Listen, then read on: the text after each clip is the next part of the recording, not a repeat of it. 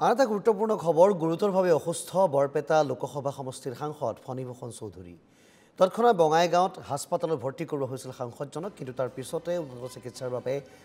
সাংসদজনক চিকিৎসকে প্ৰেৰণ কৰিছে গুৱাহাটীলৈ আৰু শ্বাস প্ৰশ্বাসজনিত কাৰণত অসুস্থ হৈ পৰিছে ফণীভূষণ চৌধুৰী উন্নত চিকিৎসাৰ বাবে গুৱাহাটীৰ হেলথ চিটিলৈ ইতিমধ্যে প্ৰেৰণ কৰা হৈছে বৰপেটাৰ সাংসদজনক আৰু এনেধৰণে আমি দৃশ্যাংশ দেখুৱাইছোঁ তেওঁক বৰপেটাৰ পৰা লৈ অহা হয় গুৱাহাটীৰ হেলথ চিটিলৈ বৰপেটা লোকসভা সমষ্টিৰ সাংসদ ফণীভূষণ চৌধুৰী আমি দৃশ্যাংশ দেখুৱাইছোঁ এক্সক্লুচিভ তেওঁৰ স্বাস্থ্যৰ অৱনতি ঘটাৰ পিছত শ্বাস প্ৰশ্বাসজনিত ৰোগত স্বাস্থ্যৰ অৱনতি ঘটাৰ পিছত এনেধৰণে তেওঁক হেলথ চিটিলৈ প্ৰেৰণ কৰা হৈছে আমি পোনপটীয়া সম্প্ৰচাৰ যাব বিচাৰিছোঁ আমাৰ সৈতে সংযুক্ত হৈছে হেলথ চিটিৰ পৰা আমাৰ সাংবাদিক কল্পজিৎ শইকীয়া আমি পোনে পোনে যাব বিচাৰিছোঁ কল্প যিহেতু লোকসভা সমষ্টি বৰপেটাৰ সাংসদ ফণীভূষণ চৌধুৰীক ইতিমধ্যে ভৰ্তি কৰোৱা হৈছে হেলথ চিটিত শ্বাস প্ৰশ্বাসজনিত তেওঁৰ সমস্যা আৰু বৰ্তমান তেওঁৰ স্বাস্থ্যৰ কিছু পৰিমাণে উন্নীত হৈ সংকটমুক্ত হোৱা বুলি জানিব পৰা গৈছে তেওঁৰ পৰিয়ালৰ লোক তাত কোন উপস্থিত আছে তেওঁলোকে কি কয় তেওঁৰ স্বাস্থ্য কেনেধৰণৰ এতিয়া কল্প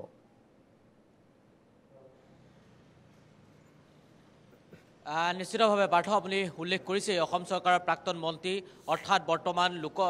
বৰপেটা লোকসভা সমষ্টিৰ সাংসদ ফণীভূষণ চৌধুৰীয়ে কালি নিশাৰ ভাগত অসুস্থ হৈ পৰিছিল আৰু ইতিমধ্যে পত্নী দীপ্তিময়ী চৌধুৰীৰ লগত মই কিছু সময় আগত মই কথা পাতিছিলোঁ তেখেতে বৰ্তমান সময়ত সংবাদ মাধ্যমত পাৰ্থ মন্তব্য কৰিব বিচৰা নাই কিন্তু তেখেতে কোৱাৰ মতে যে যথেষ্ট সুস্থ পূৰ্বতকৈ আৰু কালি নিশাৰ ভাগত হঠাৎ অসুস্থ হৈ পৰিছিল আৰু বৰ্তমান সময়ছোৱাত যথেষ্ট ঠাণ্ডা পৰিছে আৰু সেই ঠাণ্ডাৰ পৰা সময়ছোৱাত তেখেতে যেনেদৰে ঠাণ্ডা কাপোৰ পৰিধান কৰিব লাগে তেনেধৰণে নকৰে যাৰ পৰিপ্ৰেক্ষিতত ফণীভূষণ চৌধুৰীৰ কালিৰ দিনটোত হঠাৎ অসুস্থ হৈ পৰিছিল তাৰপাছত প্ৰথম অৱস্থাত বঙাইগাঁৱৰ চিকিৎসালয়ত ভৰ্তি কৰা হৈছিল তাৰপাছত বঙাইগাঁৱৰ পৰা গুৱাহাটীৰ এখন ব্যক্তিগত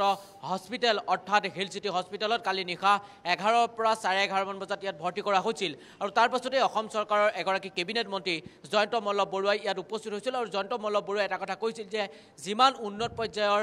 চিকিৎসা লাগে তেওঁ তেনেদৰে কৰাওক আৰু হয়তো কিছু সময় পাছতেই অগপৰ কেইবাগৰাকীও বিধায়ক বা অগপৰ শীৰ্ষ পৰ্যায়ৰ নেতা ইয়ালৈ অহাৰ সম্ভাৱনা আছে ইতিমধ্যেই আপুনি যিটো কথা প্ৰথমেই কৈছে যে বৰ্তমান আমি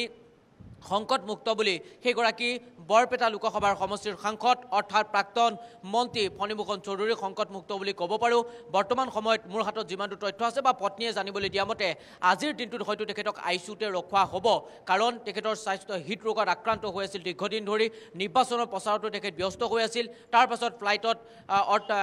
নতুন দিল্লীলৈ অহা যোৱা কৰি আছিল যাৰ পৰিপ্ৰেক্ষিতত তেখেতে দীৰ্ঘদিন ধৰি অসুস্থতা ভুগি আছিল আৰু সেই কথা পত্নীয়ে ইতিমধ্যে আগতেই গম পাইছিল আৰু কালি হঠাৎ অসুস্থ হৈ পৰিছিল আৰু সেই হঠাৎ অসুস্থ হৈ পৰাৰ ফলতেই প্ৰথম বঙাইগাঁও তাৰপাছত গুৱাহাটীৰ এখন ব্যক্তিগত হস্পিটেলত ভৰ্তি কৰা হৈছে আৰু বৰ্তমান পূৰ্বতকৈ সুস্থ আৰু এটা কথা পাৰ্থ কৈছোঁ যে 10:30 গুৱাহাটীৰ যিখন ব্যক্তিগত হস্পিটেলত তেখেত ভৰ্তি হৈ আছে অৰ্থাৎ হেলথ চিটি হস্পিটেলৰ কৰ্তৃপক্ষই কিছু সময় 10 বজাৰ লগে 10:30 বজাৰ লগে লগেই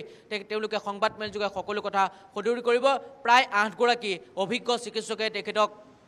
চিকিৎসা চলাই আছে আৰু আজিৰ দিনটো তেখেতক আইচিইউতে ৰখোৱা হ'ব হয়তো অগপৰ কাৰ্যকৰী সভাপতি কেশৱ মহন্ত সভাপতি অতুল বৰাকে ধৰি কেইবাগৰাকীও শীৰ্ষ নেতা ইয়ালৈ অহাৰ সম্ভাৱনা আছে হয়তো কিছু সময় পাছতে তেওঁলোক আহি উপস্থিত হ'ব বুলি জানিব এক ভিতৰুৱা সূত্ৰই জানিবলৈ দিছে কিন্তু পাৰ্থ এই মুহূৰ্তত যদি কওঁ এগৰাকী